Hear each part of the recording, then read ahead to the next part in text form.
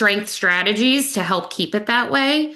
Um, yeah, so that's like the hard part about this is making things stick. Like I had somebody here yesterday, same kind of thing. She's in from Boston for the week to kind of work with me a few times and um, has a lot of twists and turns. And yeah, it was just like we had made some really good progress where you could visually see it in one session. But I need to kind of regroup. And when I see her again, make sure that I'm giving her strength strategies to keep it that way. If that makes sense. Like, I think that's just as important.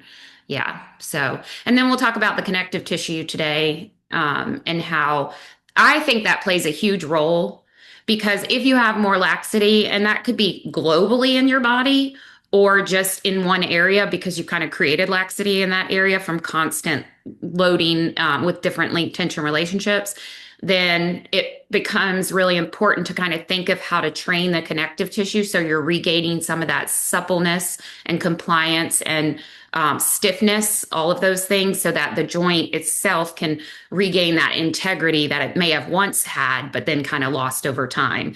Now, if you're dealing with an actual hypermobility diagnosis, that is a different animal. And on that front, I'm just thinking a lot about giving references all the time. And I would reference the fitness membership for that in terms of exercises and like trying to put hands on walls and foam rollers and bands and balls and all of that. But sometimes it's just a matter of doing your strength work in an optimized position so that the joint itself can regain that integrity that it needs, if that makes sense. Okay, so I'm going to go ahead. Patty won't? Getting, I have a question. Sure, sure. Yeah, I'm not able to understand the internal and external rotation of the hip with respect to pelvis IR and ER. Say it again. Sorry, it kind of cut out a little bit. Yeah, if the pelvis is in IR, what happens to femoral internal and external rotation? Can you explain that? Yes. So let me get my model out. So if the innominate is in more IR, if I have a fixed femur, let's say I'm on a wall or my foot's flat on the ground and I'm in more relative IR, that creates more relative ER. So there's more IR available to go into. If I have a relative ER on a fixed femur, now the femur's already in internal rotation. So I'm going to have more ER, but I'm going to have less IR to go into. Now, if someone is in more ER, already in IR, and they have femurs that go into internal rotation and have more of that valgus presentation at the knee, then they're probably going to be very limited in IR because they only have so much left to go. This is from the concept of like how much space is left in each direction. Now, if someone has, let's say, more of an ER femur and they have lots of tension back here, they may be limited in ER because of the end range, because they're already in ER, or they could be limited in IR because there's a lot of muscular tension fighting on the opposite side. The difference when you're measuring it, if you do hip measurements, is that when you're feeling for the amount of range left within the joint, it feels like a hard end feel. Like as you push, it's like bone, not bone on bone, but it feels like that's it. Whereas like pulling to get the stretch on tension in the muscle feels like you could keep going, but there's just tension. And so kind of like for years, I did that testing for probably like 7 or 8 years. I would do a lot of passive range of motion testing. So it became easier to get that feeling. But you also have to make sure like when you're turning the femur in or out, that you're holding the pelvis in position, because a lot of times what can happen is the pelvis is like hiking up, especially if someone's hypermobile and you're trying to like, so I put my knee, I kind of jam it into the side a little bit just to hold the pelvis from popping up. And then I do the IR, ER. And I'm happy to show that at some point. Um, I just need somebody here with me to show, but honestly, like that's what I got away from that because if I look at what's happening at the shoulder, I can kind of use that to help me understand what's happening at the pelvis and the femur. Does that make sense? Yeah, I'll have to again go through this whole presentation again to understand it better. I got some idea. I think I also have in the portal, in that section where I'm kind of going over terminology, I think I might have gone over relative motion in that. I have a video on this somewhere in that portal. So let me look through, like where I just kind of recap just that, what you asked.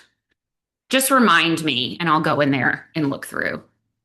Do you have any other explanation for, like you explained, like if there is limited IR or limited squat and toe touch, then it's more of toe of face, right?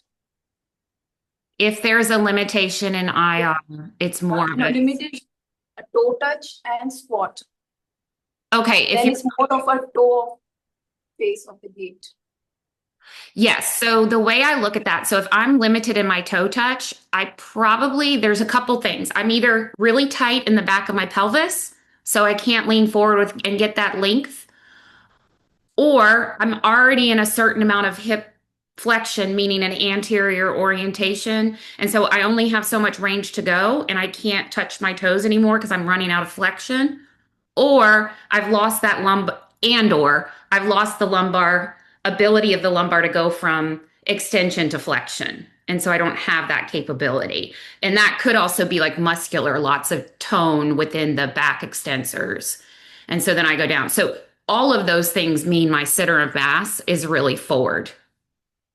And same with the squat. If I can't get all the way down in the squat, let's say I'm getting to about 90 degrees, maybe I can open up the back of my pelvis. But then when I have to get all the way down to the bottom and orient my pelvis and get that posterior expansion, again, that's just telling me that I'm pushed forward in the gait cycle. So the answer for that is pulling the center of mass back. And two things are going to do that, which is opening up the back of the pelvis and opening up the back of the rib cage to get posterior orientation. And for some people, that can also mean regaining counter nutation with more ER, usually more of our wide infrasternal angles. But can be both, right? And for some people, it's getting more IR to help with nutation so they can get to that 90-degree range. But if you ask them to go down to the bottom, they may kind of skip that 90-degree range by just tucking under really quickly, not actually owning that range. More of the narrow, I guess.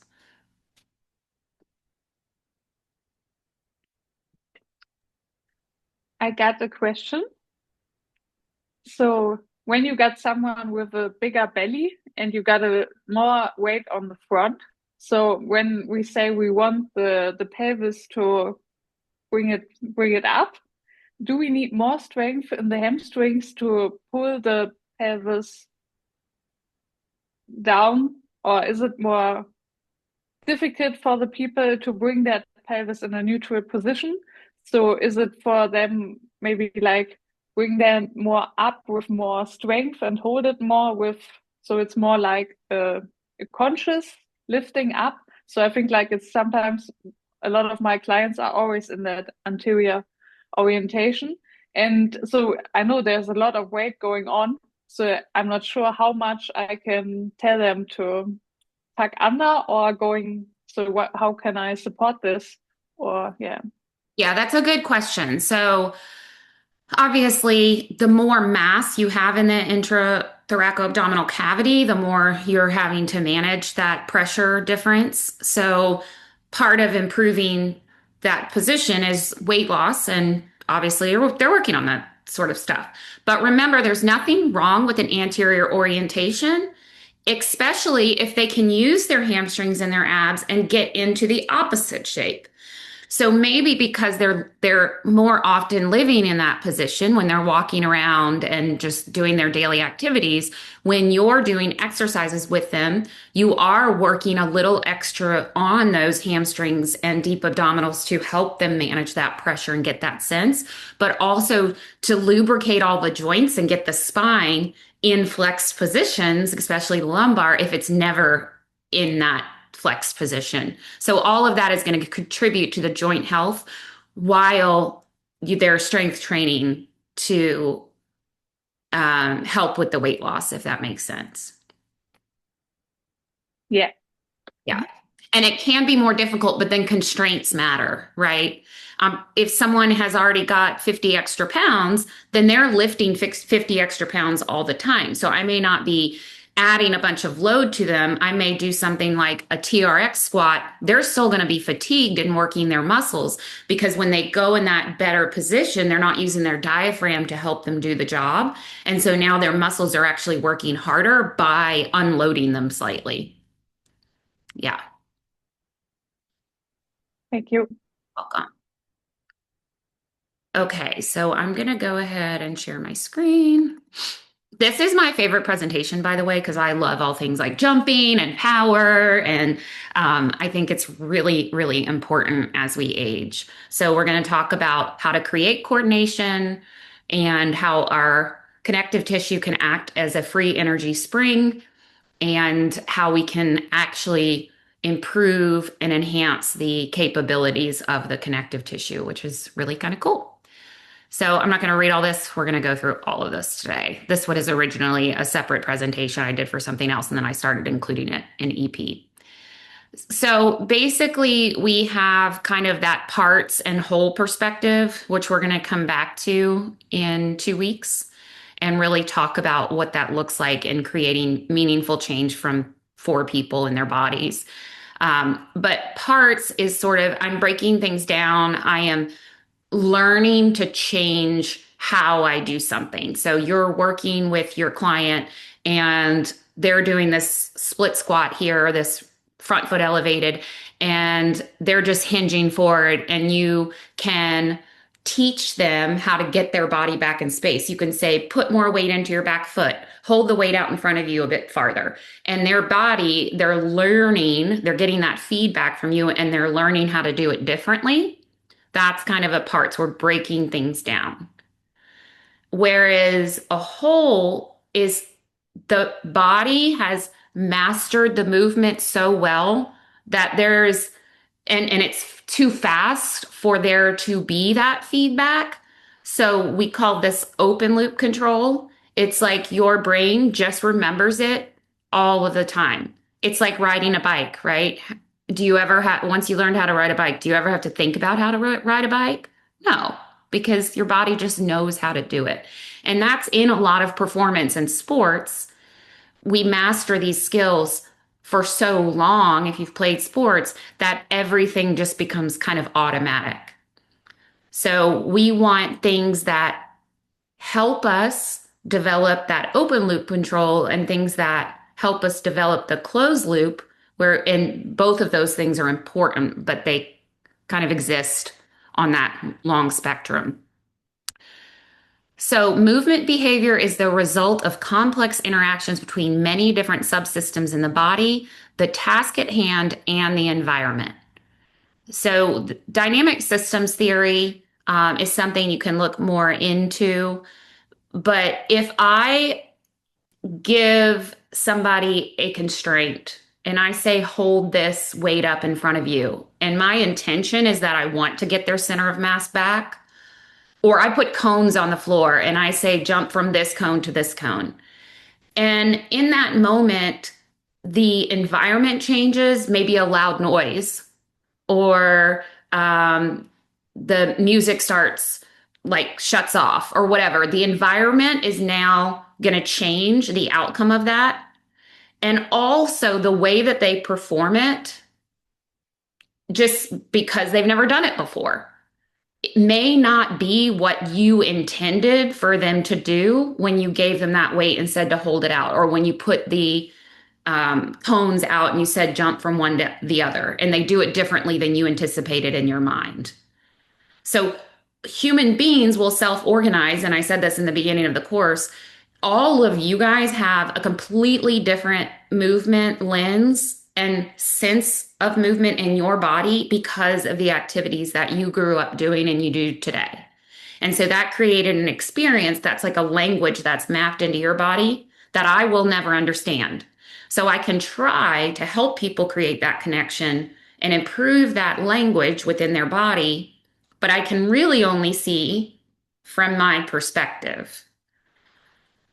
So when we're thinking about constraints and cues, it's important to think about variability. How do we come up with different ideas and unique ways to make the exercise suitable for somebody? When you see all these like crazy exercises I'm posting on Instagram, it's because my brain is like, well, how can I get this out of that? And da da da da da. It's not that I'm trying to just do an exercise for novelty. I'm thinking, why does Jennifer keep doing that with her hip every time she does a side lunge? And what can I do to make it and stop that from happening? And sometimes that means trying 4 or 5 different strategies until we find one that works. And then once we do, we keep using that strategy to build the strength. Okay. So there are things in your control, and then there are things that are not in your control, is basically, and the body is going to self-organize the best it can based on the information that that human being is bringing to the session. So open loop control and closed loop control, it's just, there is either no feedback, like I said, with the diver and the boxers and the tennis player, where they don't have time for that sensory processing. It's fast ballistic movement. And by getting good at those movements, it compensates for any shortcomings in proprioception. This is where we're using things like co-contractions, where we're learning to create tension in the entire lower limb or the upper limb. And by just learning that, we actually improve the output and the motor control that we have. Whereas a closed loop system is waiting for that feedback, either from themselves because they tried it or from us, their coaches, and then assessing for what errors they made and giving them that feedback and allowing them to process that and try it a different way. So this will be less accurate the faster we are, and harder to do if I'm lifting like super heavy loads. But if it's something where it's more slow and controlled and they can pay attention, then it works pretty well. But it does have some limitations.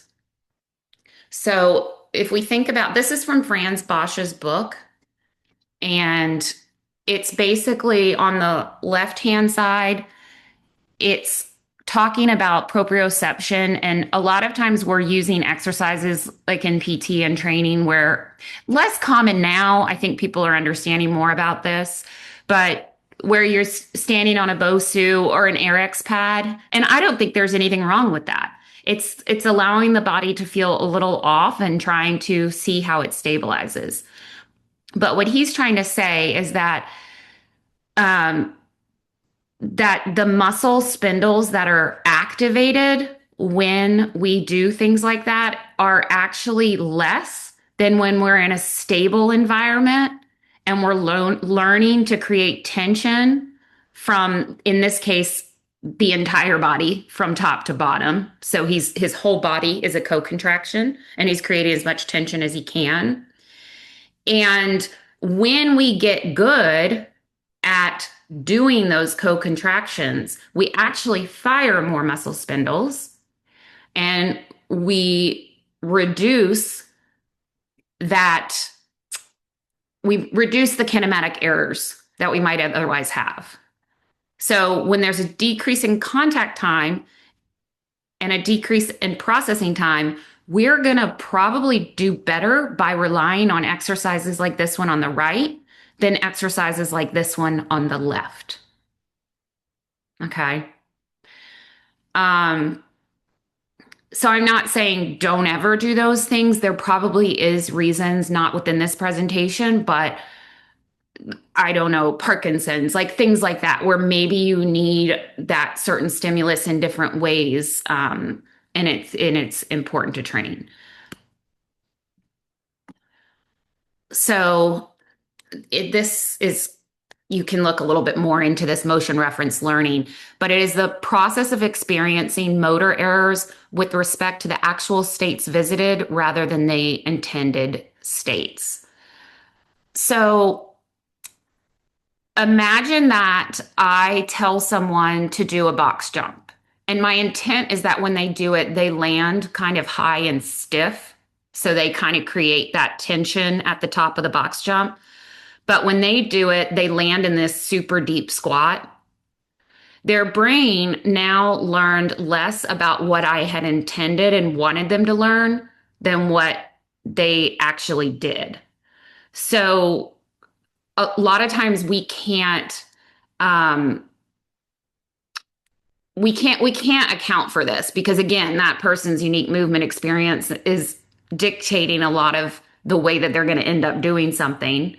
Over time, maybe we can get that result, but it's co-contractions and taking that need for that repetitive cueing and trying to get the right outcome away that actually allows us to have less errors in proprioception and build a more resilient body.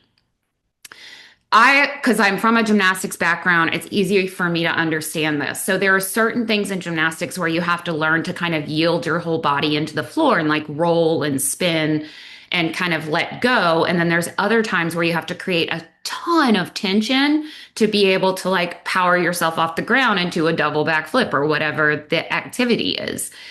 And so a lot of what that sport is teaching is the ability to create co-contractions and then the ability to yield.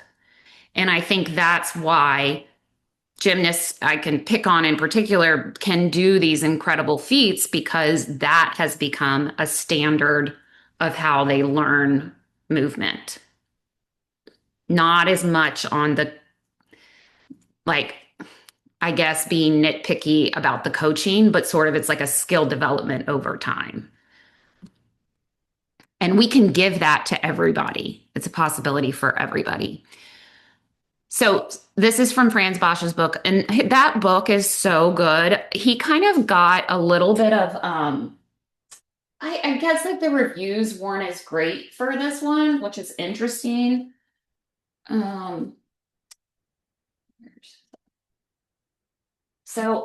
But I personally, so this is his first book, The Strength Training and Coordination. And then this is Anatomy of Agility. And I actually loved this book. The way he talks about the muscle spindles and then the muscles, like in terms of being biotensegrity units of their own, was something that I've never heard a strength and conditioning coach talk about. And it just fascinated me. So I recommend both. Obviously, if you want a background into his information, then get the first book, because that's what I think he's been teaching about for probably the longest. So speed is not simply generated by performing the fastest possible concentric muscle action, but above all by distributing the movement over as many joints as possible. Co-contraction, tension, taking muscle slack out. So that limitation of performance in one joint is postponed as long as possible. Speed is thus a function of coordination. And sport-specific strength training is therefore essential to make a distinction between speed, strength, and coordination as late as possible when constructing thinking models. The longer the interconnections between the various components of training design are maintained, the better. So he's kind of making a case for, and this is more in the strength and conditioning world, performance world, for everything staying as connected and full body as possible to help with creating that tension and creating those co-contractions for as long as possible before starting to break things down. Like in a traditional, I was an student athletic trainer at Florida State. And, it was very like you're in the gym doing your strength training. It's a lot of like, yes, there's compound lifts, but there's also a lot of breaking down parts and there wasn't a whole lot of like using your body as a unit in that environment. I think that's changing quite a bit now, thanks to people like him. And I think it's also maybe what's lacking in the general population. Like when I go to the gym, I don't see a whole lot of people jumping and moving their body as a unit and working on. You might have maybe a handful of people that are doing like uh, more like power training and stuff like that. But because I work out in a more commercial gym, the reality is that 90% is still a lot of that traditional strength and conditioning, bodybuilding type work. Again, nothing wrong with that.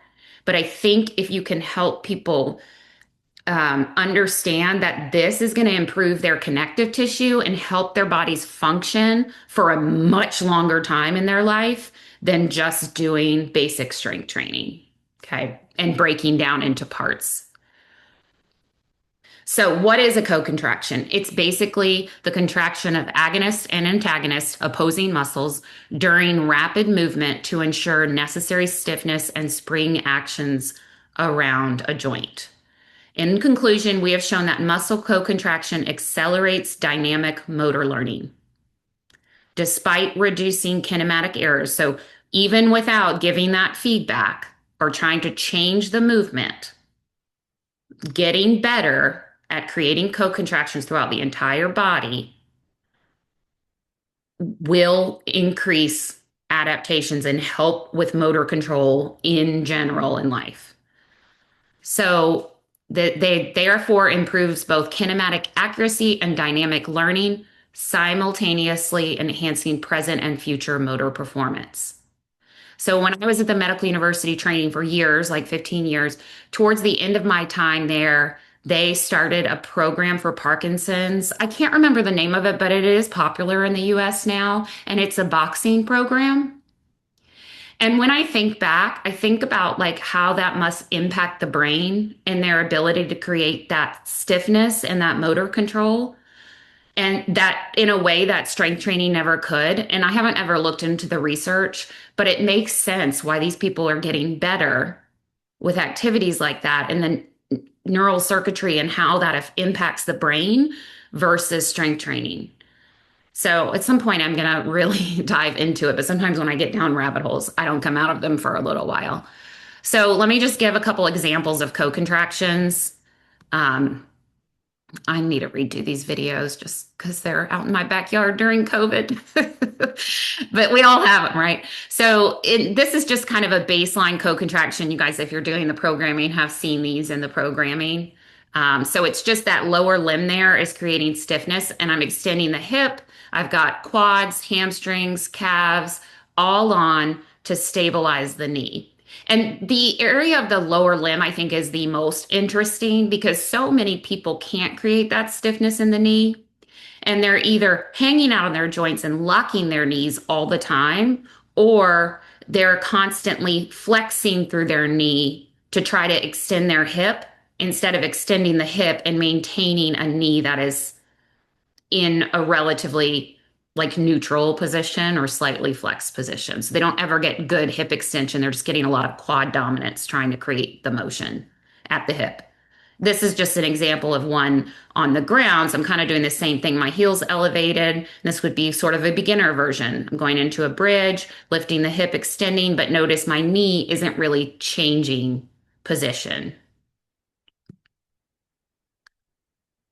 So muscle slack and hamstrings are really important. Obviously, we talk about the importance of hamstrings. Sina, you just posed the question about like using the hamstrings to help pull the pelvis underneath us. But also, when we go forward and we're doing something like that co-contraction, we need to learn how to create tension in the hamstrings and take up that slack when we move into that kind of hingy position. And if our hamstrings are more lax, I'm going to have to go into much more of a hinge position to take up all that slack to be able to get that tension, to be able to propel forward. So it's something you can learn, but it's also something that needs to be trained. so that the tendon itself becomes a little stiffer so that it's easier to take that slack out over time because it's not like we have to go in these end ranges. So one of the things I'll do with people who can't feel their proximal hamstrings in like a 90-90 exercise is I will put them in a big anterior tilt with a towel or just tell them to anteriorly tilt and then drag their heels down. Because by putting them forward, I'm taking slack out of the hamstrings, and then all of a sudden they can feel their proximal hamstrings. And then I'm like, okay, let's keep that on and then go into a tucked and untucked position so you can dynamically feel that control. And then we want to teach them how to do that in all of these different dynamic ways so they can do it quick. And that's gait, right? That's walking, that's running. That's why walking can hurt because you're moving much faster now. And the hamstrings don't have that ability to create that coordination and that co-contraction. Sorry, I sometimes don't even read these slides. I just talk. So this is from Anatomy of Agility. So what he's saying is that muscles don't shorten and lengthen like we've all been told. It's actually a widening of the muscle belly. So as you can imagine, on one end, we have tendons, on the other end, we have tendons, and they're connecting the muscle to the bone.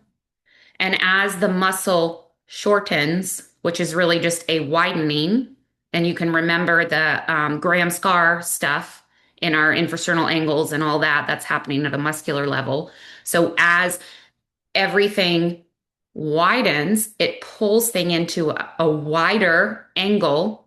And remember that wider angle is seeking that whatever is 60 degrees. And so it's wanting to pull back. And so that pull is happening on the tendon units. And those tendons, if they're stiff enough, can become like springs that are free energy that go back to their normal resting position. And from that pull down to the resting position is where we get a lot of free energy and we don't have to use ATP. And it's not a hard muscular contraction. It's just a completely different experience. And most people, because they don't know this exists and they don't know that tendons store and release energy, they don't realize how important it is to train those properties. And yes, strength training does improve them, but there are so many other ways that we can create that connection that also improves motor control and coordination. And if you want someone to not fall and have an injury, it's the quickest way to improve the likelihood that they won't get hurt, especially as they age. So what is muscle slack? It's the ability to co-contract. It's not just the sum of how much force an athlete can place on their muscles, but a skill in its own right. The skill must be trained separately if we are to shift the boundary of performance skill. So that if I said right here, like, I want you to just put your arms out as quickly as you can and tense and stop.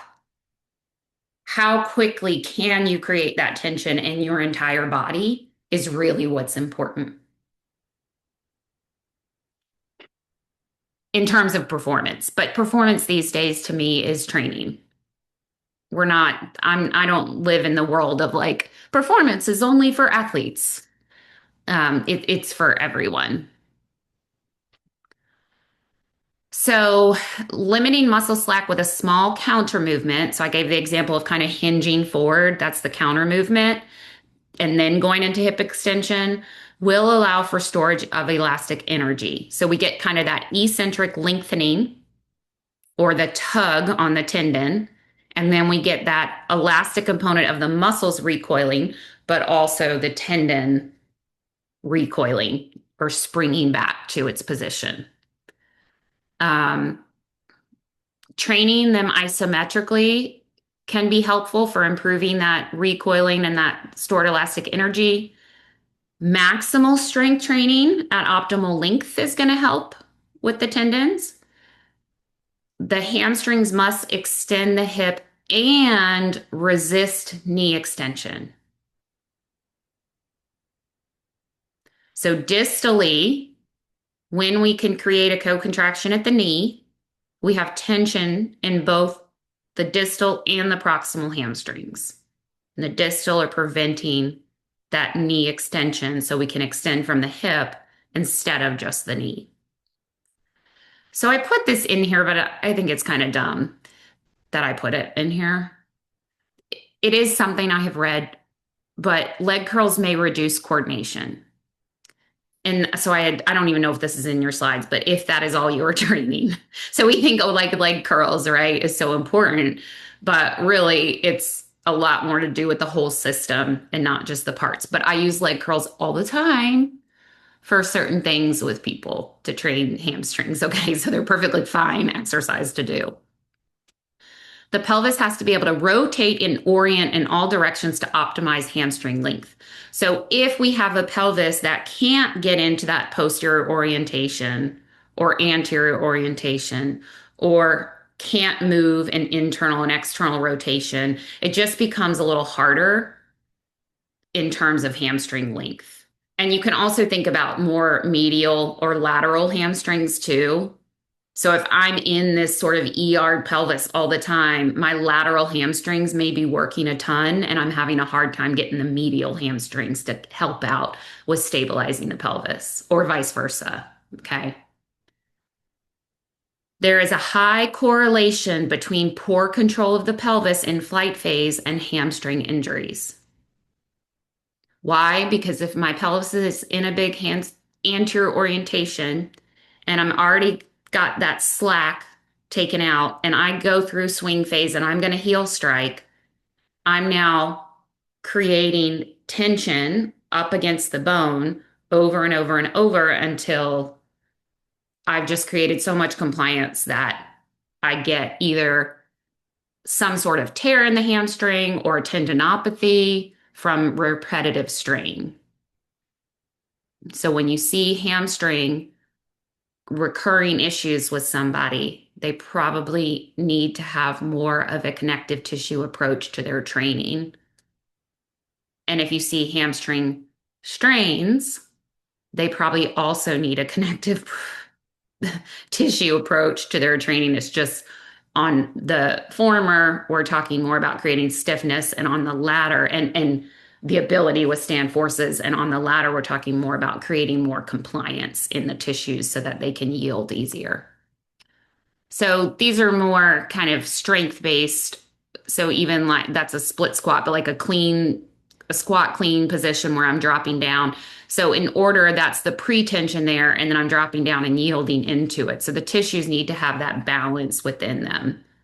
But that initial part where I'm hinging forward is limiting the muscle slack and creating the counter movement that otherwise I wouldn't be able to lift whatever weight that is all the way up to my shoulders. It's the connective tissue that's helping me do that. My muscles aren't strong enough to just take that bar and lift it up without a counter movement.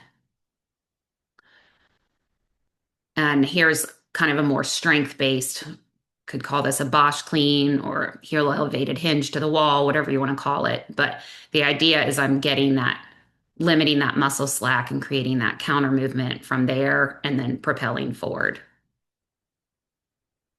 So a case for sport-specific strength training. Intermuscular refers to a group of muscles working together to complete an action or generate force. Gymnastics is sort of the iron cross is probably the epitome of creating co-contraction within the body. There's no way they can do what they do on these rings without being able to create that tension because everything else is moving. The rings are always moving until they create the tension and stop the rings from moving. So it's just kind of a neat way to, if you ever watch gymnastics, to look at it.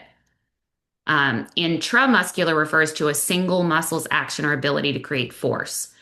Traditional approaches to strength training versus sport-specific training. Have we gone too far away from sport-specific?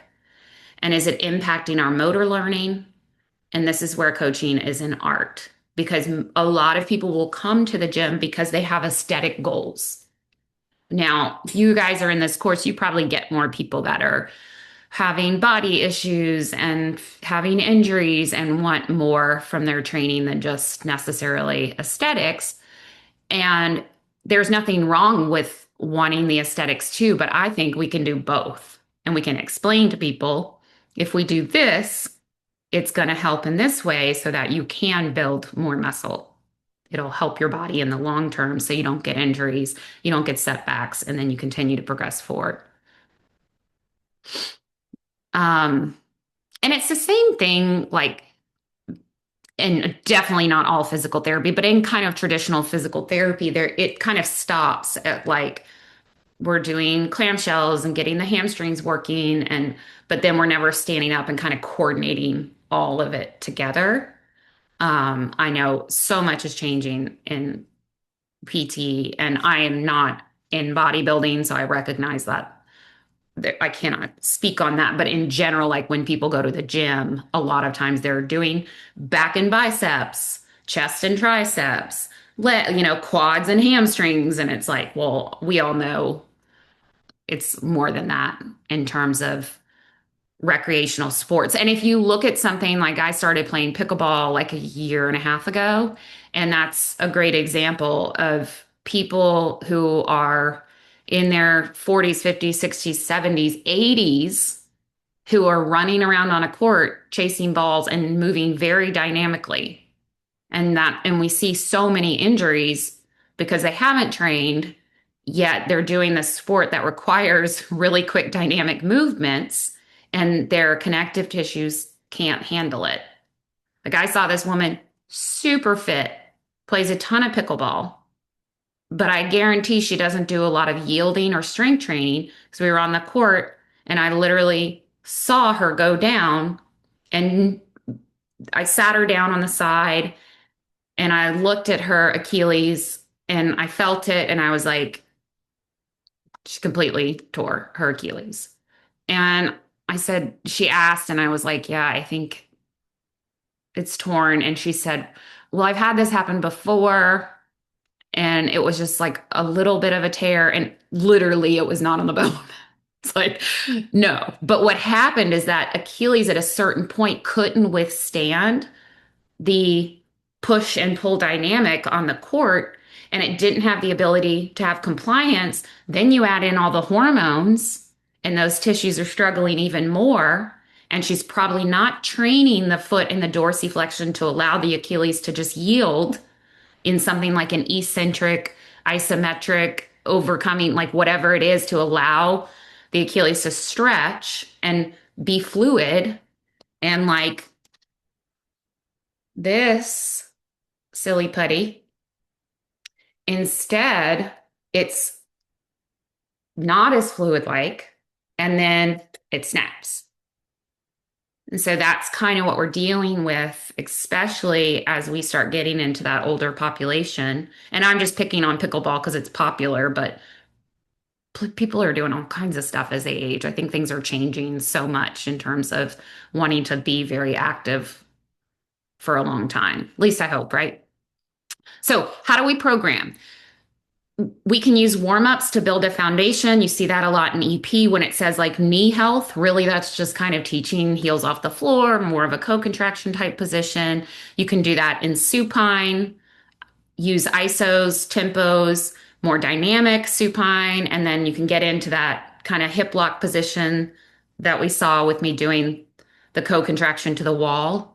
You can use it in your accessories, like even just doing a heel elevated hinge and then adding load to it. You can do it prior to agility work, which I find really helps people feel springier when they're about to do agility or jumping activities. And prep for sprinting is really good. Or if they're distance runners, like give them as their warm up, like 3 sets of some kind of co-contraction and creating that stiffness in the lower limb. So then it's that motor control is there when they're going out for a run. We can do it in their main lifts. cleans, Bosch cleans, snatches. If somebody's up for that type of training, can absolutely. And I did Bosch cleans, single arm dumbbell. I had in my groups, I had a 78-year-old woman that was doing 35-pound Bosch cleans with dumbbells, and it's cool because I remember when I first started introducing this stuff to my clients, it felt awkward. Like we're in the gym and like, do I look silly doing this? Can my body really coordinate this? But it's amazing. And then once people realize what it's like to feel powerful in your body and athletic again, it really empowers them to want to keep training. I like using it in conditioning for some anaerobic, like it gets the heart rate up, right? If I'm doing things that I'm stiffening up my whole body, everything's working, my heart rate's going. Can do like 15 seconds on or 5 reps, heart rate gets up, let the heart rate come down. It can even be modified, lower level type stuff and used in aerobic circuits. And then, of course, I believe it's for everybody, not just athletes. So I'm just going to go over some progressions. So we saw that heel elevated hinge where you're just going down and up, but you could progress that to something like a hop here. You could make that a little bit of a stiffer hop, more like a pogo if you wanted. This would require more hip extension because I'm on the ground. So can I push up and lift and get that full hip extension and then also maintain the ball so I'm getting a little more of that distal hamstring to kick on?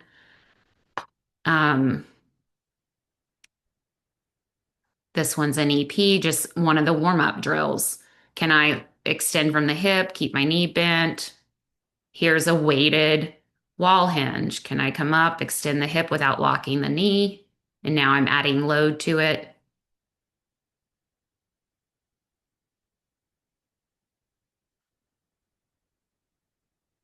Using a cable. So lots of different varieties to start to train this stuff. These are just kind of dynamic progressions. So you could start, and this is where I start with a lot of people. See how I'm just stepping forward? It looks relatively simple, but I've got the co-contraction. I'm practicing extending from the hip instead of the knee. This is achievable for everybody, should be. And then it gets a little harder as I go to a step. So a little more hip extension required, not locking the knee. Then I can take it to a wall, more hip flexion on that opposing leg, more hip extension, same thing, just getting harder. So you could see over time, maybe every 2 or 3 or 4 weeks, whenever you change someone's program, you kind of up the level as you go. And then you can add even things. I'm not going to go through all these, but like a hop to a co-contraction. So having to create that transition. So I'm not necessarily going into like a pogo where there's a lot of impact, but it's just like that single hop. And then can I move forward? You can do change of direction. I'll show you just one more, but like I can do kind of a skater and then to the wall. So moving from that lateral motion and then into the sagittal plane. So kind of frontal to sagittal, which I think that's pretty helpful for people too, because they're not used to that.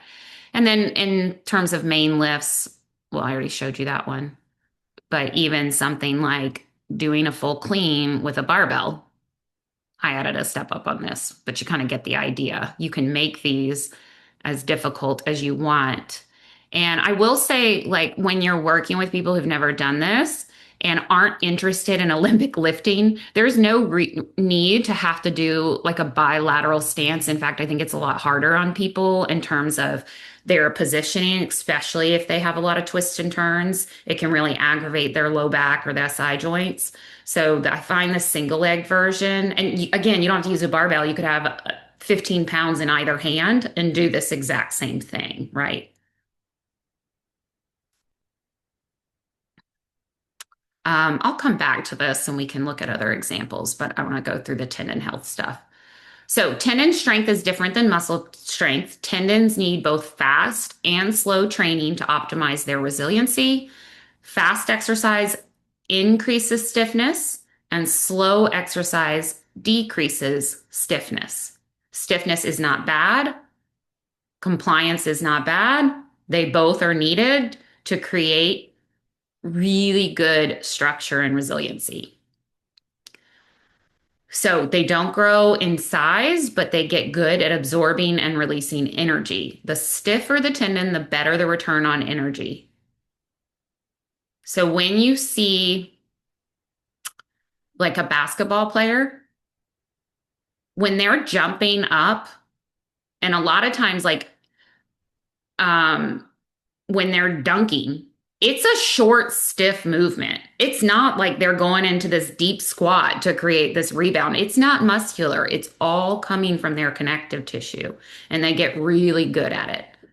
So the more they do, the more you become stiffer, faster, and fast movements, again, keep going with the stiffness.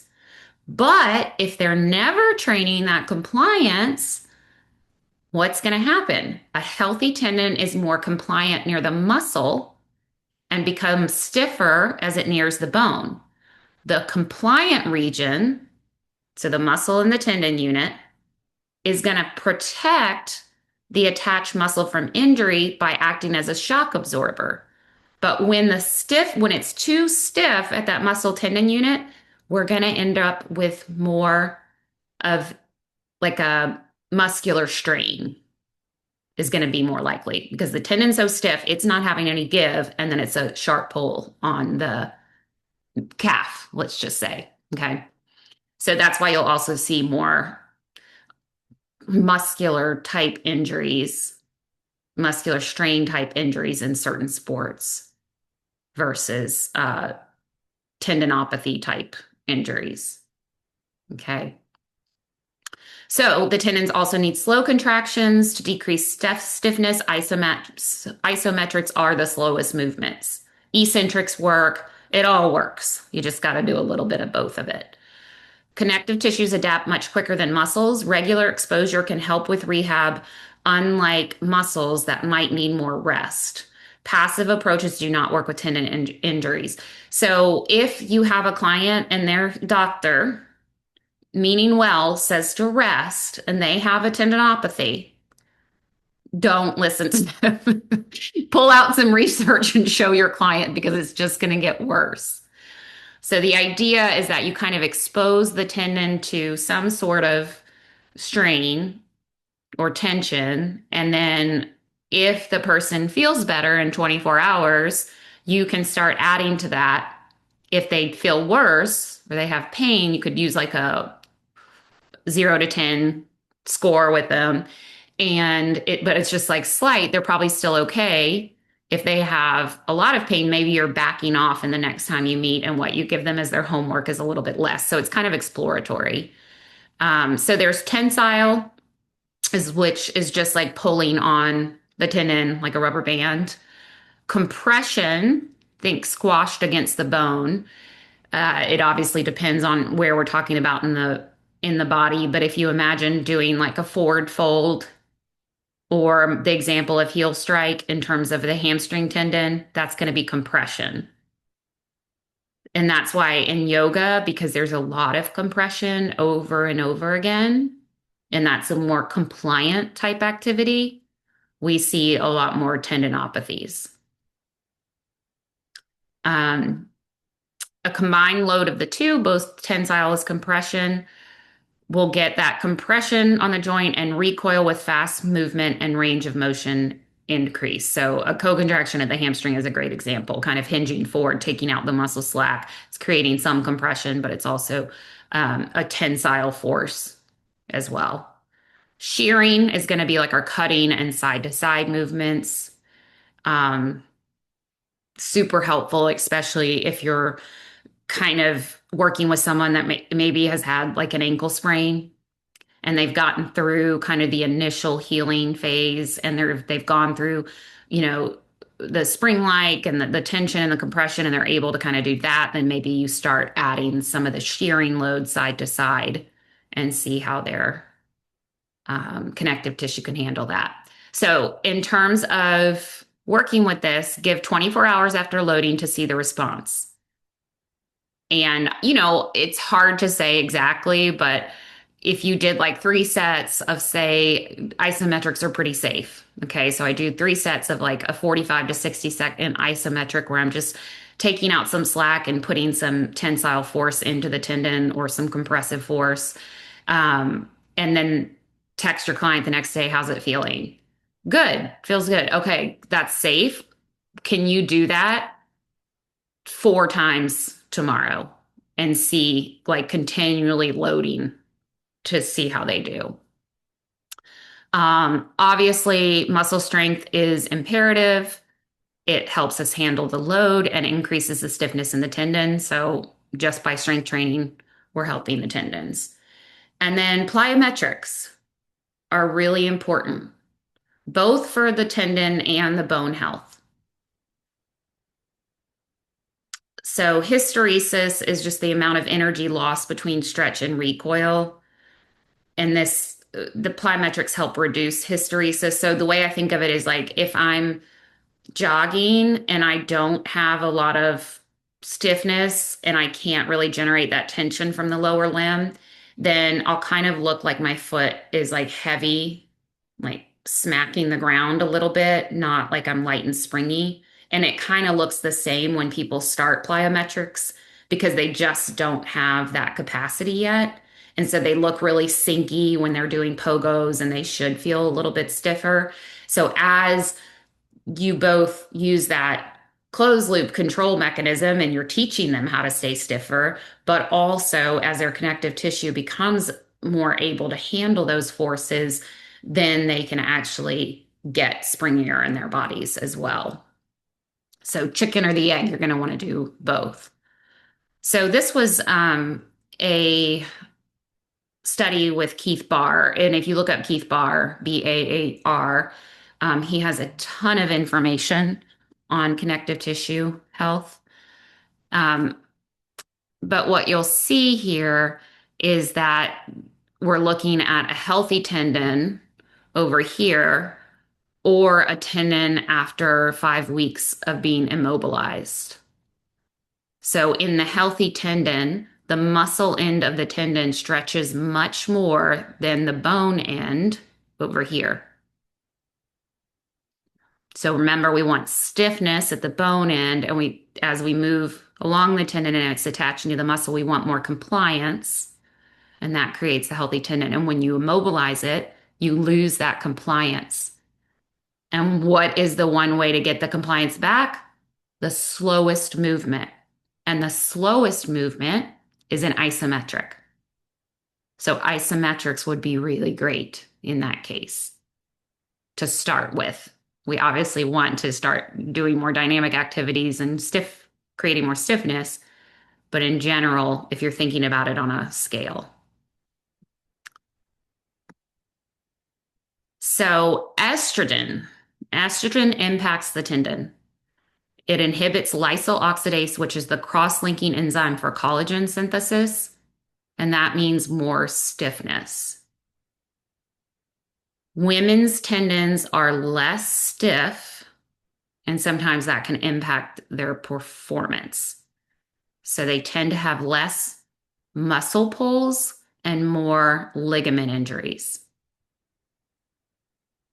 So when we see female soccer players with all these ACL injuries, especially around their high school years and their middle school years, it may not be because they have a valgus presentation of the knee, because we have a greater Q angle. It might be because they're going through becoming a woman and releasing all those hormones. And all of a sudden, we're inhibiting that lysyl oxidase because the impact of the estrogen, and then that changes throughout the cycle. So if you do work with females in this kind of stage of life and you're in performance, or even if you're just working with them, like, it would make sense to maybe even track some of those things. And maybe even, work from that connective tissue perspective to help make sure that we're, having that collagen turnover. And then there's so much out there about, saw the chat go off. I'm gonna pull it up, about nutritional aspects of this. Yeah, and they love to stretch and hold. Yeah, and that's not really helping the situation, right? And so explaining to them that the activities where we go contract and jump, and that's actually more active type stretching, probably is going to carry over so much better to prep for their sport. Yes, I think it is, Ginger, except when we go through menopause, it's the loss of many different hormones. So I think it's just a loss of that elasticity, like overall. And women will say to me, like, I feel so stiff. I never felt so stiff as I do now. Yeah. So, I mean, obviously, that's why they're coming out with like all the studies with hormone replacement therapy, because we're finding out that it's actually really beneficial and not as dangerous as we once thought it was. And it's probably for some of these reasons because it's keeping our connective tissue healthy as well, which kind of makes sense, right? And also, like, even if you think of like pregnancy, it's a great one.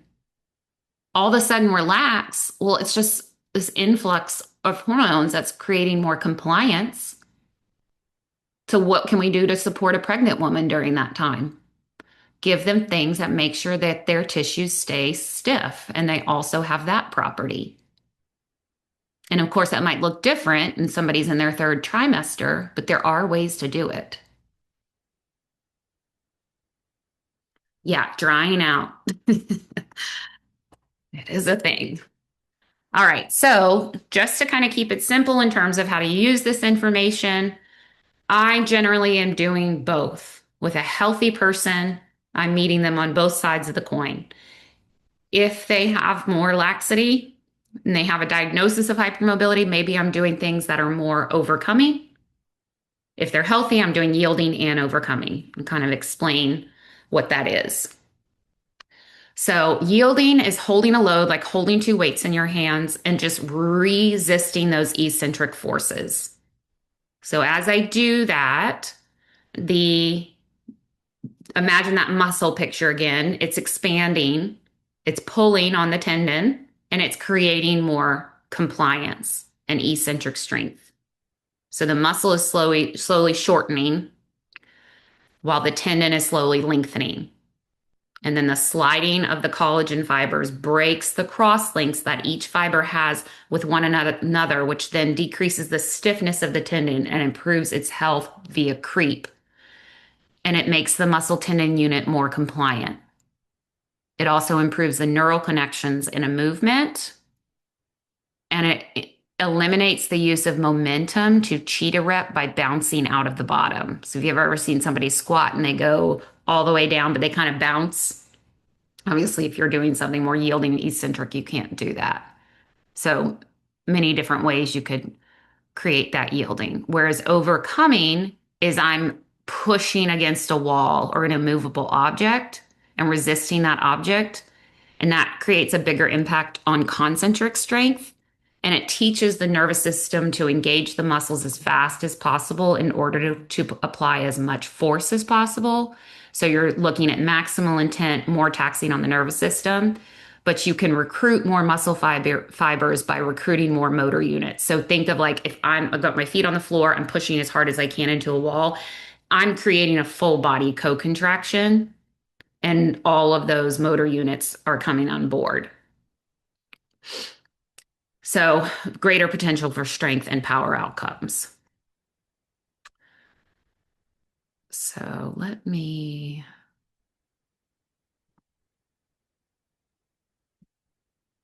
pull this up. I'm just going to move things around a little bit. Okay, so I'm just going to show you a few of these. You know what? I need to, well, I'll think about that later. But see, I'm just holding a weight. It's isometric, creating yield in the patellar tendon, quadriceps tendon, maybe Achilles tendon a little bit. So something super simple like this. Doesn't have to be very complicated.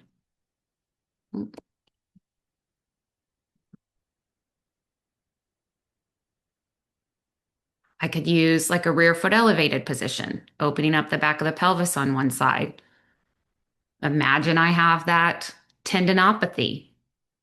in the hamstring. This would be like kind of an advanced version. Maybe I started in an all fours position, just loading into the hamstring, creating a little compressive and tensile load. And now I'm moving up to something weighted like this, where I'm getting that same load. The longer you hold it, any of those kind of damaged cross links will actually be able to take on the load and regenerate. That's why the isometrics are so important, because if you're only holding something for 20 seconds, those damaged crosslinks don't come on board. All the healthy part of the tendon is going to be getting better, but the unhealthy part of the tendon is not.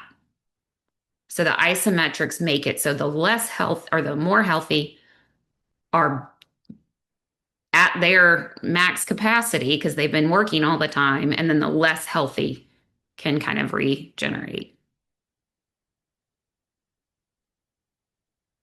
How would that be on all four? What do you mean, Rodrigo? All fours. Yeah. So imagine you're in like a bear position, and then you put your toes on the wall to get your hamstrings on, and then you just kind of tilt your pelvis forward. That's kind of tugging on that tendon. Does that make sense? So you're just like generating tension. In more anteriorly tilt of the pelvis, right? Yes. Yeah. So that would be probably a little more overcoming, but still you could hold an isometric like that. It's pretty gentle. And then just see how somebody does with that. If they're good, then you can start moving up into like a hinge position. And of course, if it's one side or the other, you can do single leg and kind of play around with that.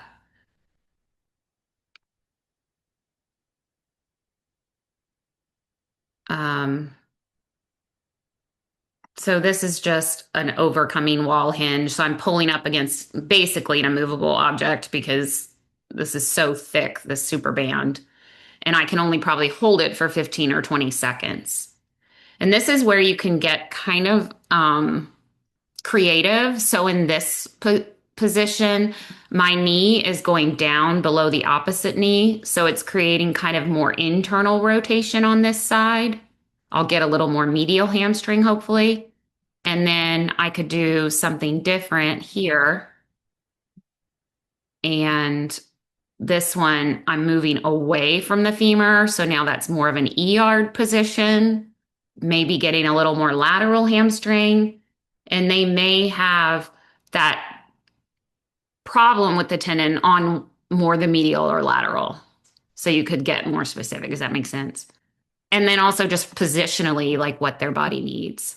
So something, this overcoming hinge with the bar might be a good superset.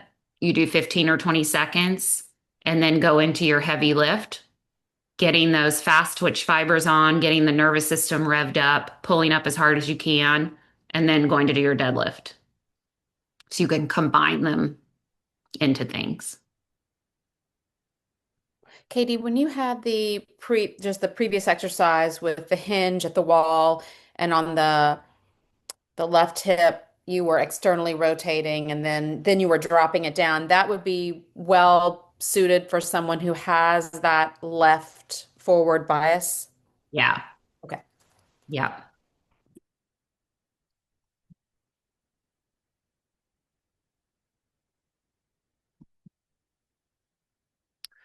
Okay, then, so let me just say this doesn't exist in like the training world, this terminology. You will see yielding and overcoming in isometrics, but you won't see it explained like this in athletic movements or plyometrics. This is just the way that I choose to find all these boxes so that I can get my people to a place where their connective tissue can handle dynamic and plyometric activities. So I'm going to start with isometrics. Then I'm going to move into dynamic and athletic movements. And this is exactly how I did the programming in the fitness membership. So you can kind of see it phase to phase, how I did that, and just slowly kind of progressing. So when I think of dynamic movements, I think of things that maybe aren't necessarily jumping, but like a fast chop. that's still creating more tug in my mind on the connective tissue that the body has to kind of figure it out. And it's safe for people who are afraid to start doing jumping and plyos and kind of get their body prepped for the higher intensity stuff. So if they're doing good with this, go ahead and start jumping into the plyos. If they're healthy and they can do all this stuff, don't worry about it. Just pick a little bit of each of them to create the various components that they need. So yielding is good for someone who struggles with eccentric control in deeper ranges of strength and struggles to relax more in athletic movements. Think of yielding to gravity. So I have this squash tennis crazy squash player that I train, and he's wide ISA, stiff everywhere, muscular. And when I get him to try to do like a squatty jump where he just has to yield into the ground, it is like almost comical because he can't just let his body go. And he thinks he needs more stretching. But what he really needs is the yielding isometrics and then the yielding like dynamic movements to keep those tissues healthy, right? So that's just one example. So you're kind of loading the stretch portion of the stretch shortening cycle. So even a chop kind of dropping down would kind of load me down into the ground. Overcoming is going to be for someone who struggles with more concentric control. So the person who is really sinky can drop all the way into those squats, but can't really get that pressure pushing forward or up. So think of it from a pelvic floor perspective. If I can't do something more dynamic overcoming and push pressure up, my pelvic floor is having to work so much harder. So it makes sense that our pelvic floor symptoms we're having may not be a pelvic floor problem and might be a lack of ability to create more overcoming and stiffness in the body. So when you're working with someone who has pelvic floor symptoms, think about the connective tissue in the rest of the body and how you can support that so that they can actually yield in their pelvic floor the way they need to. So again, more concentric strength, great for muscle recoil and the elastic component, and also great for skill building for athletic movements. All right, so I'll show you a few of these. So, there's no right or wrong way, like however you think through this, but this is me. I'm not jumping off the ground, but I'm creating that kind of concentric pushing my center of mass forward, pushing the guts forward. So I think of this as a little more overcoming. I'm having to create that stiffness. I'm not yielding into the ground. And again, this is me just making stuff up. So if it doesn't resonate with you, call it something else. It doesn't really matter. This isn't playing. So here, see how I'm kind of hopping to come out and then pushing the pressure into the wall? A little more stiffness. My body's having to move. The quicker I'm having to move, the more stiff. And med ball throws are a great way to intro people to this. Obviously, that's plyometrics. I'm throwing the ball, but it's safe for a lot of people. Here's now getting more creative with like positional stuff in general.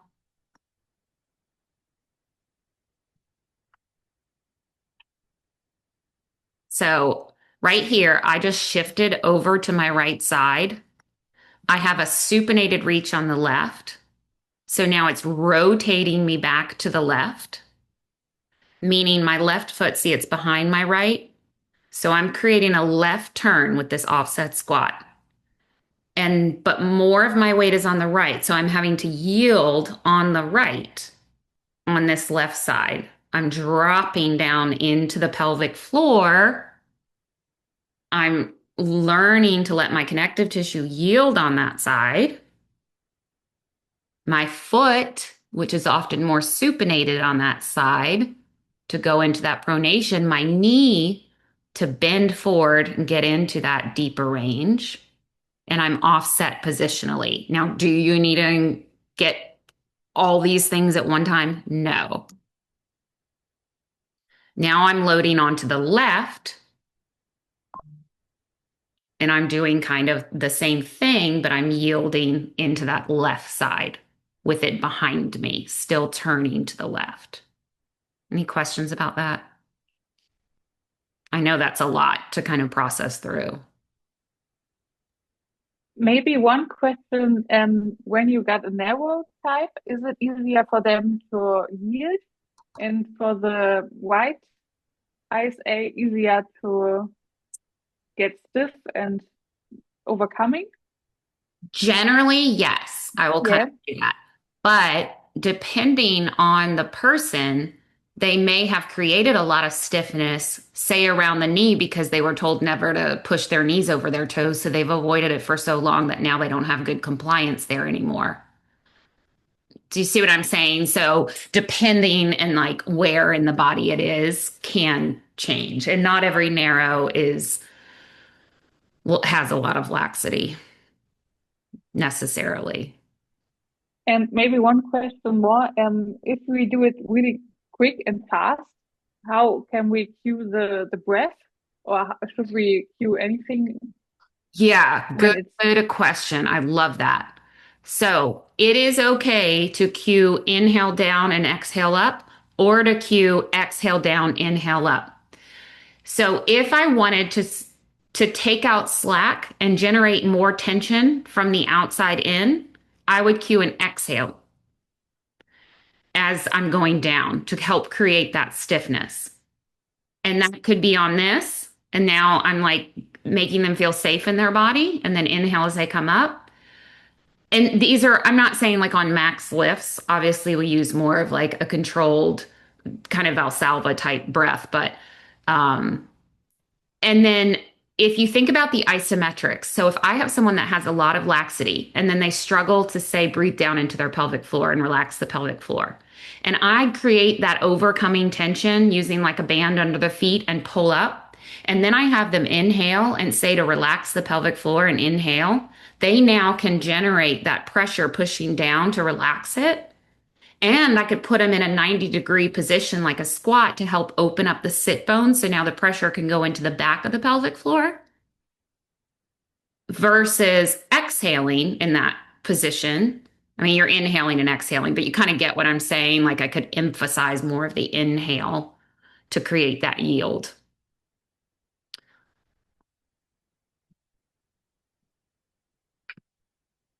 Here's something kind of simple you could start somebody out with, where you just come up to your toes and then go into a reverse lunge where the pressure is kind of pushing back.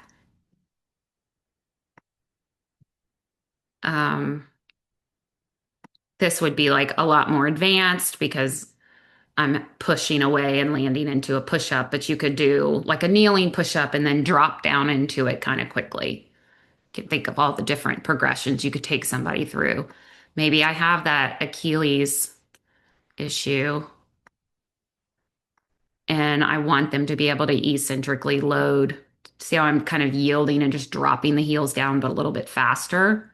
So I had an Achilles injury. I didn't, but I'm just saying, let's say someone had an Achilles injury and then I'm starting with isometrics. They're good with that. Now I'm doing something more eccentric dynamic. And then I'm doing something more plyometric, like say, I don't know, a depth drop. Then I'm doing something more overcoming, like a depth jump, where I'm not just yielding into the ground, but I'm like actually having to now produce that second jump and that force production out of it. Does that make sense? So you could kind of move them all the way along that spectrum over time. Okay. All right. And then lastly, this is our last slide, is if a runner has proximal hamstring issues when running uphill, are they likely in more anterior pelvic tilt with their center of mass shifted forward and they may lack proper hip extension? Should I start with iso hold and after a wall hamstring exercise are suitable for activating the hamstrings and then start with weights? Okay, so let's break this down. If a person is running uphill, it's requiring more hip flexion, which means that the hamstring tendon is getting more compressive force as they're running uphill. If they are also more shifted forward, and so let me just say this, if they're shifted forward, meaning their pelvis is more forward, their rib cage more flared, they're going to be limited in hip flexion and hip extension. Okay. So should I start with an ISO hold? Let me just look. Is there hamstring? Is it a hamstring strain or is it more of a tendinopathy type hamstring issue? So start with that first.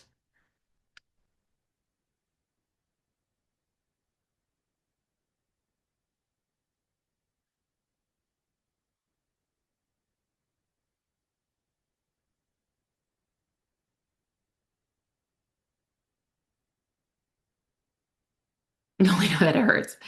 It's probably my best guess is more of a tendinopathy type situation. If it's like way high up and they're pointing towards their sit bone.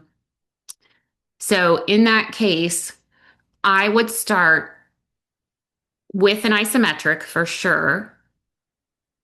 And I would take them to the range where they feel it. Let's say you're in like a wall hinge isometric. Go to the range where they feel it and then back off like 10% of that just right before where they feel it. Have them do a 60-second hold and then ask them how it feels. If you didn't go past the point of irritation, it likely will actually make it feel better because you just created some compliance and there's less irritation.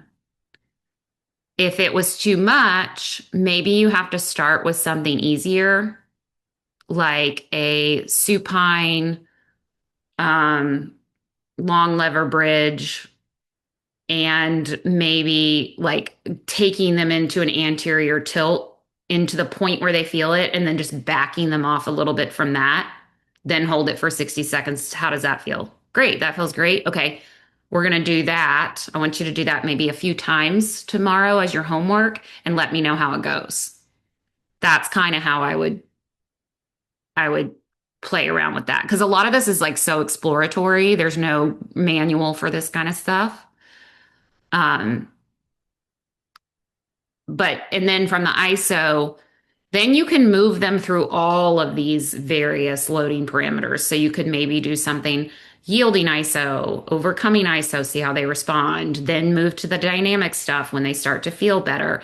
Because even though they feel better and they're not having as much pain, when you start to increase the stress that maybe they're not putting on it at the moment, but they might when they start to decide to hike a 13er and then they expect their body to perform, you still want to get it to a place where it's ready for something more intense. Hope that makes sense. So in terms of plyometrics, we have extensive and intensive. So your extensive are going to be more horizontal. So think of kind of like moving across the ground. Pogos, broad jumps, hops, leaps, bounds, more locomotive, less ground reaction force. The muscle needs less stiffness and it makes it stiffer at the bone and the muscle junction. So in terms of intensive, like depth jumps and more vertical bounds and leaps, there's more ground reaction force and the muscle needs less stiffness. So it kind of has to have this ability. I mean, and that's kind of on a spectrum, right? Because you kind of have to yield into a depth jump and then be able to rebound back up more than like when you're doing a pogo, you're not really yielding. It's just like popping up off the ground. So in terms of plyometrics, it's going to be dependent on the person, how healthy their tissues are, how much exposure they've had to jumping in their life. But in general, start with kind of the lighter, extensive plyos like pogos, low skips. If you're dealing with someone who's symptomatic with pelvic floor, go to the pelvic floor emotion course and kind of hear me talk about that because pogos are not their friend. It can really trigger that fatigue of the pelvic floor and then just everything lets go. Of course, you can modify that getting adductors on, squeezing a ball, using the wall for a little support, unweighting a little bit with like a TRX. But generally, I find that doing things like a skater might be an easier place to start versus that stiffer component when their pelvic floor isn't quite ready for that stiffness, or the body isn't ready for the stiffness and the pelvic floor is trying to do all the work. That's where like the dynamic stuff can really come into play. The dynamic overcoming activities are usually safe. So starting with that kind of like co-contraction to the bench, co-contraction to the wall, that's creating stiffness in the lower limb, but it's not requiring that ground reaction force that they're not ready for. And in those, you can coach inhale, relax the pelvic floor. You don't necessarily have to say that. And then exhale, propel fast. And as they get good at those things, I see a lot of decrease in symptoms. So gradually increase the intensity via volume and height or distance, or moving from bilateral to unilateral. Following extensive, we can go more towards intensive, bilateral, and unilateral. All right, let me check the chat.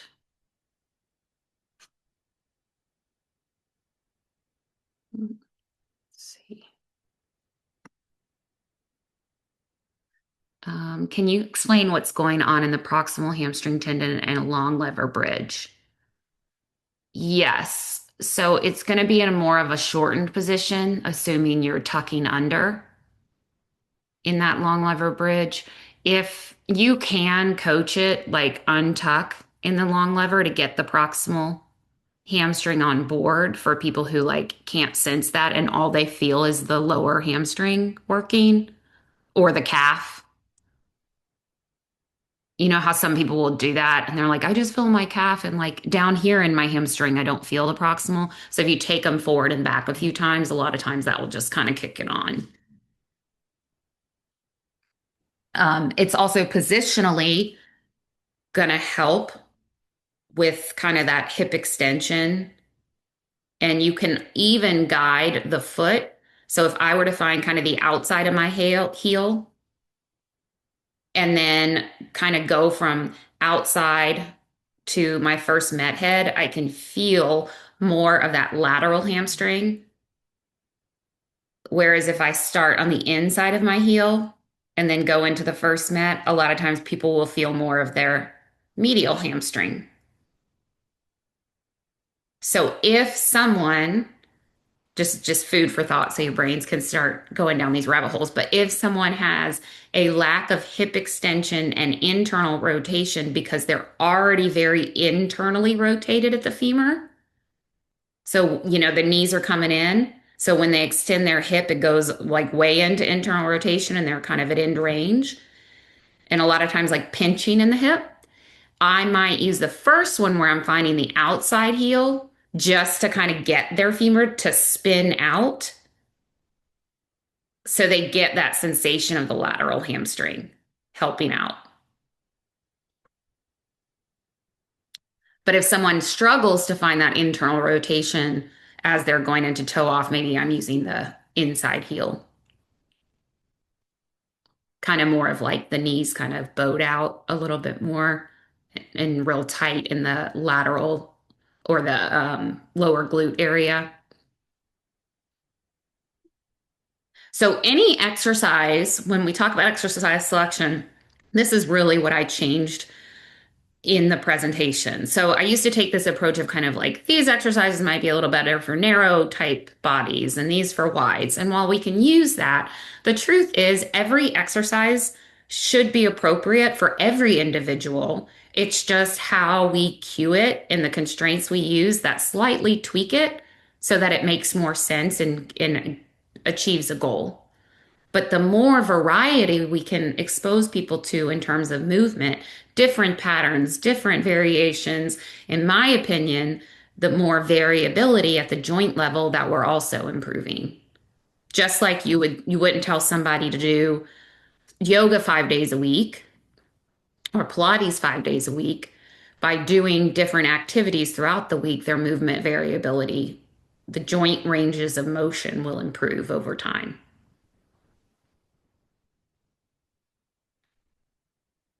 What other questions do you guys have?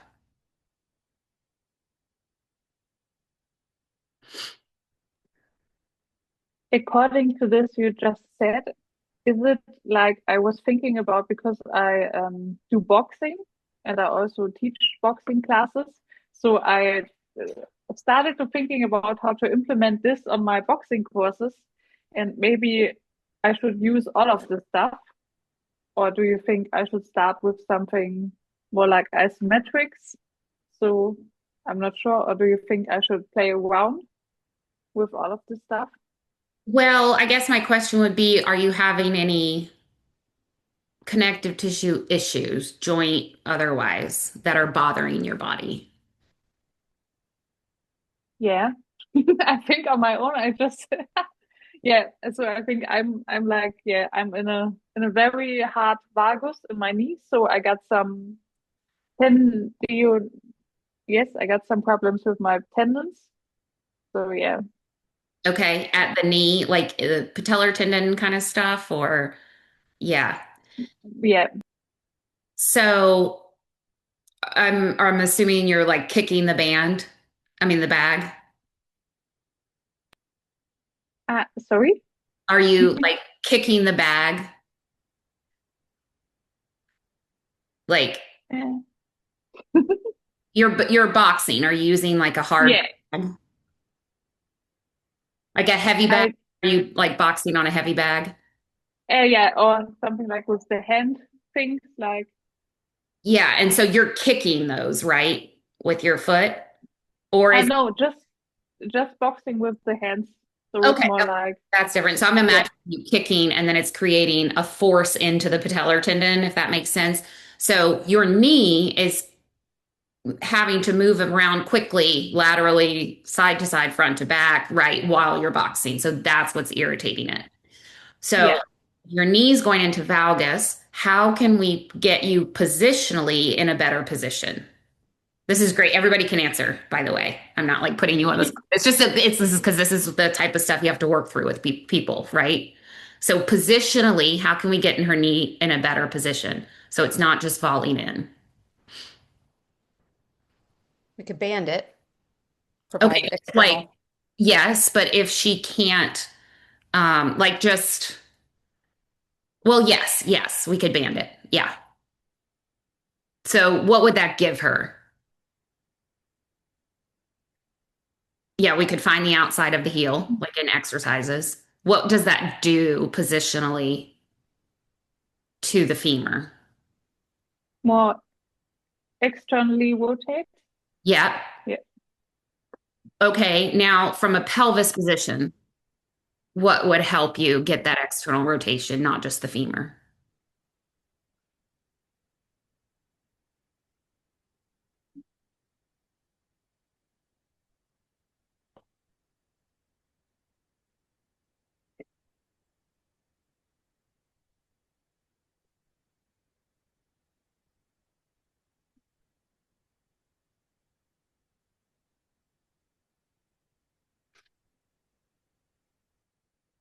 Okay, Anna.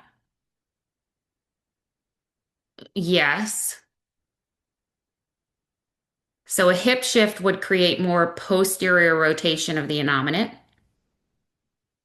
which would put the femur in relative external rotation. Yes. And then the orientation, which Ashley just said, would be able to come back into more of a posterior orientation because as she goes into anterior orientation, the femurs go in. So we're looking at probably a posterior orientation, internal rotation, as well as femoral external rotation. So that's a positional thing that you can do to support the knee. Now, from a strength and connective tissue lens, what can you do? This is much harder to think through to support the knee. Maybe we start with the knee and then move up to the hip and pelvis. So what could we do to support her knee? Co-contraction. Yes. So we start to teach that knee to create stiffness before she does her boxing, but also in general within her training. Yeah, calf raises, all of that's going to drive kind of that external rotation. Some skaters, yep, now we're loading that medial and lateral capacity of the knee. Yep. Pogos, really anything that she can do that doesn't aggravate it, but helps her create that stiffness. Skipping, yep. So, in terms of connective tissue at the hip, based on what we said about position, what are some things that might help her be more stable at her hip and pelvis so that the femur is not just caving in? So we had, from a femur position, Ginger said external rotation. What muscle fibers could help her get more femoral external rotation?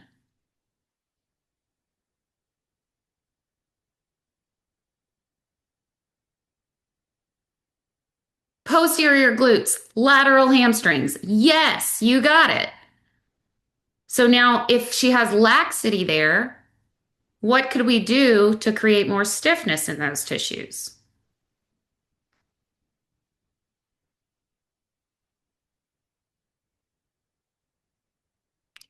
You got it. Overcoming type activities. So what would combine all of that? We're going back to the start. Co-contractions, extending from the hip, getting that good external rotation, strengthening those muscles, posterior glute, lower glute work to help stabilize that femur a little bit better. Making some more dynamic type activities, maybe a hinge pulling up on the band with a band around the knees, like Ginger said, like start working on that stuff. And then a lot of that is kind of encompassing both the pelvis, the hip, but also the internal rotation, the hip shift that Anna said. So positionally, the adductor, the medial adductor, could also help create that hip shift to provide her more IR too. So the adductors could play a role and help stabilize the whole pelvis, not just the glutes, but the adductors too.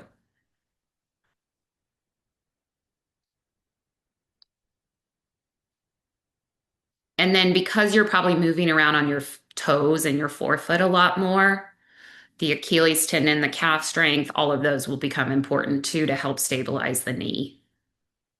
And the calf is going to prevent that tibia from moving forward also excessively to help stabilize. Yeah. Does that all kind of make sense? How you can kind of backtrack and think through the why? Yeah. And you might not necessarily like do it in the session with the client, but when they note it, you can go back home and like think through, okay, what do I need to give this person?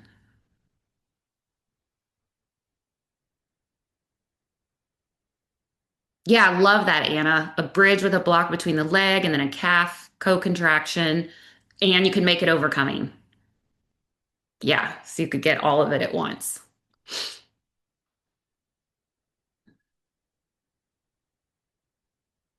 How long does it typically take for the pelvic floor to handle the jumping again? So when I start to teach them with a ball, is there a chance that they can make pogos again?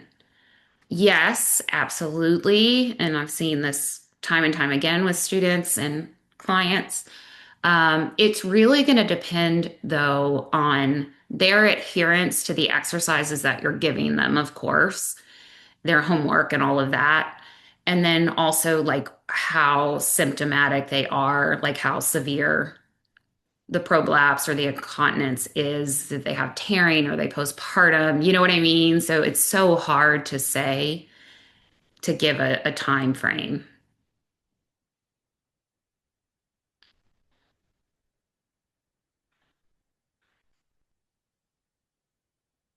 I wish that it wasn't, but they're just, it isn't, you know, straightforward.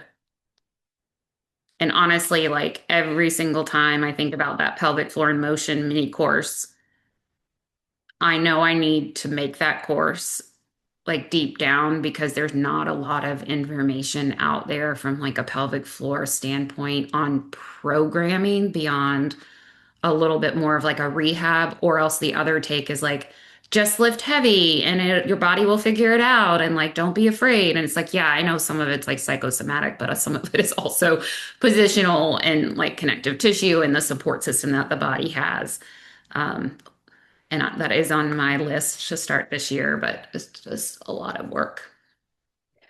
Katie, I have a question with, so, prolapse is very common postpartum, but I'm finding now that I'm working with more and more women in menopause, it's happening in menopause with the loss of our elasticity in our tissues. And so women who've maybe not even given birth but have not had any prolapse are now all of a sudden in their mid 50s and mid 60s experiencing prolapse. How do you approach the breathing, especially like encouraging someone to exhale, going down into a movement if they're vertical, knowing they might be dealing with prolapse? So this could be like very controversial in a way if I just say this, but I feel like as women age, yes, it's hormonal in nature, but it's also that this type of training is completely subsided. The number of women that I work with that are in their 50s and tell me that they haven't jumped or done anything since their 30s. And it's also generational, so it's changing, right? As generations come through, like my generation, Gen whatever X or whatever I am, I feel like we kind of started to expect a little bit more. So I can't imagine being 50 and not being able to jump, right? But I think like if I look at my grandparents, like that was never something you would ever even consider, right? So it's slowly changing. And even my mom now, like seeing her play pickleball and staying more active in that way. So that's part of it, is just the loading changes. I think the hormonal component is huge. And so the body is not able to think of the pelvic floor as not just muscles, but a bunch of connective tissue as well. And whether it's stiffness or compliance, the collagen turnover has changed. The fascia is not able to be as supportive. And it's the same thing. It's balancing both the overcoming and yielding properties to help with that turnover. And I think this is the controversial part. When I look at women who are less active as they age, I see a lot of sway back, glute clenching. Like my own mother will say, "Why is my butt so flat?" I'm like, because over time, you're standing in a sway back posture, and now those muscles are tight and they're pushing the pressure forward. You see what I'm saying? And then so now you're managing pressure pushing forward and down to, on the bladder, on the uterus, lack of probably tissue integrity within the organs themselves, what's holding up the uterus, holding up the bladder, like internally, and then position, and then also the hormones. So it's like just like let's just put a bunch of gasoline on this and blow it up, And I know because like so many women told me, like, including family members, have had to, and my dad will say the number because he was an OB doing these surgeries, like on women in their 30s who he's seeing in their 70s and having to repeat the surgeries. Well, I think this whole approach, I mean, it's even just if you think about all of it integrated, just teaching people to open up, make space in the back of the pelvic floor, learn and really develop that proprioception to know where the pressure is going within their own body and to master that pressure management, it all works together so well to take the load off the pelvic floor. So Yeah. is it fair to say that you wouldn't have any restrictions on, you would just start them at a very low level, engage their symptom management with the isometrics and the overcoming and yielding exercises? Yep. Okay, Yeah. right. Yeah. And I mean, if I'm looking at it like in terms of programming, just to try to give Julia like an answer, um, for the fitness membership, I did mostly isometrics and like building into some dynamic movements and strength work, obviously, for 10 weeks. Then moved into starting to increase that dynamic activity and light plyometrics with support for 12 weeks. And then the athletic phase is building up the plyometrics for another 12 weeks. And I felt like that was pretty safe. Now, of course, there's going to be outliers where that's too slow or too much, but I feel like I would imagine, even think about strength training. What do they say? Is it like 6 to 8 weeks where you start building, having some hypertrophy and muscle? Is that kind of like the guidelines if it takes that long, like of consistent strength training? And the connective tissue, because it turns over quicker, it even just if they're doing drills on their own at home, it should move faster if they're doing it regularly because it's not like a muscle where you need to give it like 24 to 48 hours and then it's recovered enough so that if you add more stress and load, it can like perform even more, right? And like recover and regenerate, rebuild. You can like load quite a bit on a regular basis if you wanted to make it happen quicker, I guess. I work with a lot of women of all ages who have prolapse, teaching them that intentional exhales can be supportive to the core and pelvic floor, and just getting them to breathe during exercise can be a game changer. Absolutely. Allowing them to feel solid in their body with movement instead of scared is huge. Yeah. Yeah. And it's really exciting that all this is coming about now. I mean, I think it's really exciting for everyone. And this goes for men too, because men are going to have pelvic floor issues that aren't related to prolapse and that sort of thing. But in terms of connective tissue standpoint, their pelvic floor can get very tight because it's doing too much work because the rest of the body isn't doing its job. And so it may be painful sex or trouble urinating or constipation or SI joint pain or low back pain. But if you can get them to release the tension there and then add in more support for the rest of the body, you can create a lot of change as well for them. Just generally, I think men tend to be a little more stiff as they age in a way. I mean, obviously women too with the hormones, but they need, I'd say, and most of the men I see need more compliance and more yielding type activities. And that could be different areas. Oh, good. You guys, my dad. He's funny. But he's seen a lot and he will tell you that he totally supports the pelvic health world and like wishes that there was more of that as he was, dealing with patients and like I mean, he was like, I don't know what to do, but I know the outcomes have to be better than what we're seeing. I mean, I think the robotic surgery changed a lot in terms of outcomes being better. But still, there's a long way to go. All right. So don't forget the notes and slides for next week and printing out the right ones. And then I think that's it. And we're sending an email Erica was writing up the email just with like everything that's left in the course, how long you guys have with the material, all of that, just so you have some information. Because I've been getting questions. All right. Have a good rest of your week. I'll see you next Tuesday. Bye, everybody.